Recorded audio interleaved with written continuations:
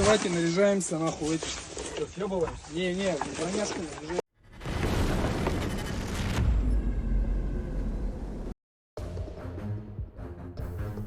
Ukrainian Himars missile lands directly on a Russian BM-21 Grad in the middle of their operation. Commander and gunner wounded. Driver eliminated. The Russian Grad multiple launch rocket system is extremely dangerous, capable of firing up to 40 rockets in 20 seconds, covering vast areas with devastating explosive power, making it lethal against troops, vehicles, and infrastructure. Yesterday, the Achilles UAV Battalion of the 92nd Brigade, in coordination with the NGU's Burovy 1st Presidential Brigade, repelled a Russian assault near Krylyakivka, Kharkiv region. Ukrainian FPV drones have become a game changer in modern warfare, posing significant dangers on the battlefield. Equipped with cameras and explosives, these drones are agile, cost-effective, and capable of precise strikes on vehicles, fortifications, and personnel. Their speed and low altitude make them hard to detect and intercept, even by advanced air defense systems. These drones enable real-time targeting, allowing operators to hit with pinpoint accuracy, often deep behind enemy lines. President Zelensky reports Ukraine has lost 43,000 soldiers since the start of the war, with 370,000 cases of medical assistance for the wounded, half of whom returned to battle. Since September of this year, Russia has been losing people on the battlefield in a ratio of 5 and even 6 to 1 in our country. So they want to grab more land before the pressure of the world on them can become unbearable. What do you do when another friendly vehicle is blown up by a mine? You drive the exact same route hoping there are no more mines. A Russian troop carrying AFV disabled itself. Anti-tank mines are vital for Ukraine's defense, creating strategic barriers that slow or halt advancing enemy armor. They protect key positions, channel enemy movements into kill zones, and help offset numerical disadvantages, proving critical in resisting large-scale offensives.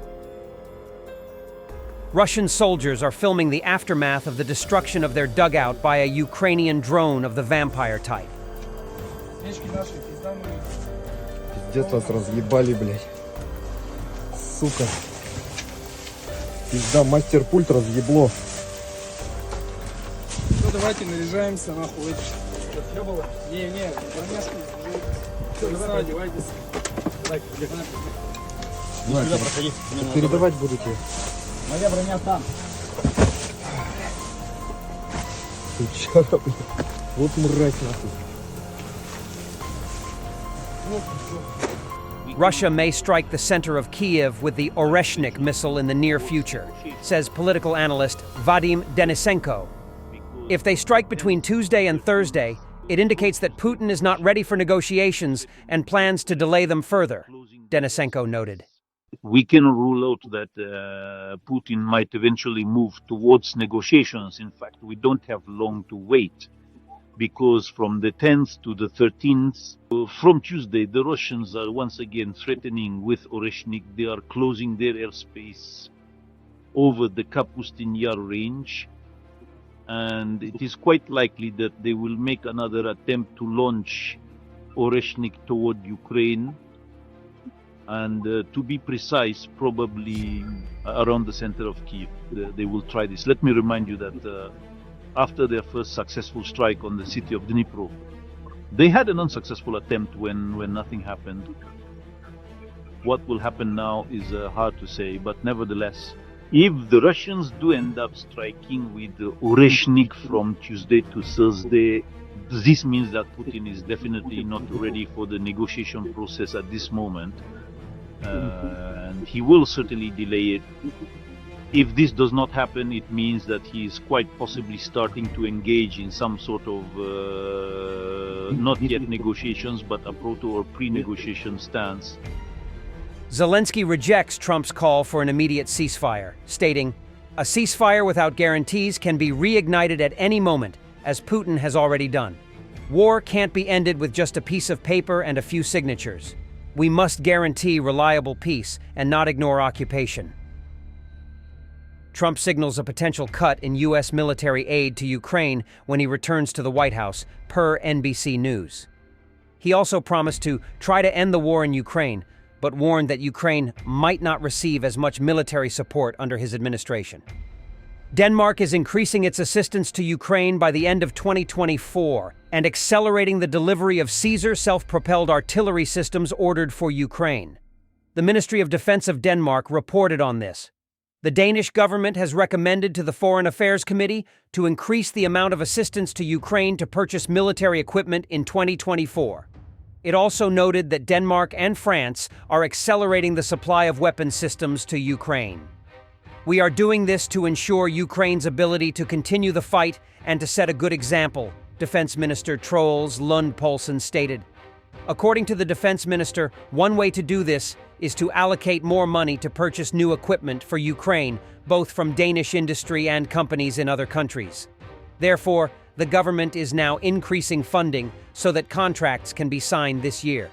The amount of the new aid has not been disclosed. Still, it is reported that it will be in addition to the approximately $380 million that has already been allocated to purchase equipment from the industry. In addition, the Ministry of Defense informed the committee that Denmark, in cooperation with France, is accelerating the delivery of Caesar air defense systems to Ukraine. Initially, the delivery was scheduled for 2026, but now Ukraine may receive them as early as 2025. The war in Ukraine is in a critical phase. It is very important that we support Ukraine as much as possible. Europe must step up to the plate, and with today's donation package, Denmark is responding to Ukraine's specific requests and demonstrating once again that Denmark is at the forefront of Ukraine's fight for freedom. I hope that more countries will follow suit, Lars Løkke Rasmussen, Minister of Foreign Affairs of Denmark, noted. Denmark's purchase of new Caesar air defense systems for Ukraine was reported in March 2024. At that time, the Danish government allocated approximately $336 million to purchase military equipment for Ukraine. The assistance was funded through the Ukraine Fund and included the purchase of Caesar self-propelled howitzers, 120mm self-propelled mortars, and artillery ammunition from manufacturers. Artillery and mortar systems are in great demand in Ukraine. With this donation package, we are significantly contributing to the fight for Ukraine's freedom, Troels Lund Poulsen, then Danish Defense Minister, stated. In addition, in 2023, Denmark transferred all 19 Caesar artillery systems to Ukraine as part of military assistance. Thanks for watching, and don't forget to subscribe. Also, if you want to support Warthog Defense, please become our member and get early access to new videos, exclusive members-only videos, and become administrator in comment section. The membership link is in the description. Every day. We had a guy last week, it's 6 rescues in 6 days. You know, he's doing the job every day.